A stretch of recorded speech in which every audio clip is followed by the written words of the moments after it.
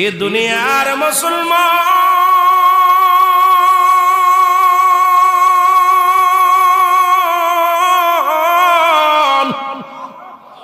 আল্লাহ বলেন কুল্লু মান আলাইহা ফান, সব কিছু শেষ করে দিবে আমার আল্লাহ গো।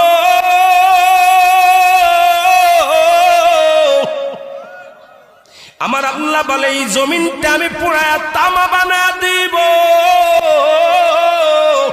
এই জমিনের মধ্যে যত পানি আছে পানিগুলো আমি আল্লাহ পুরায়া ছাই বানা দিব। যেদিন কিচ্ছু বলতে কিচ্ছু থাকবে না,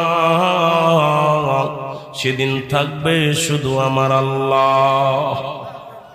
আজকে কার জন্য সুদ খাও, কার জন্য ঘুষ খাও, কার জন্য ব্যভিচার করো, কার জন্য অন্যায় করো রে মন, কার জন্য তোমরা এত বাহাদুরি করো। আরে আজকে একটা কথা বলতে গেলে কষ্ট হয়। এই জমিনটা আল্লাহ পুরায়া তামা বানায়া দিবে। এই জমিনের মাটিগুলো পুড়ে হবে তামা। এই জমিনের যত পানি আছে পানিগুলো পুড়ে হবে ছাই।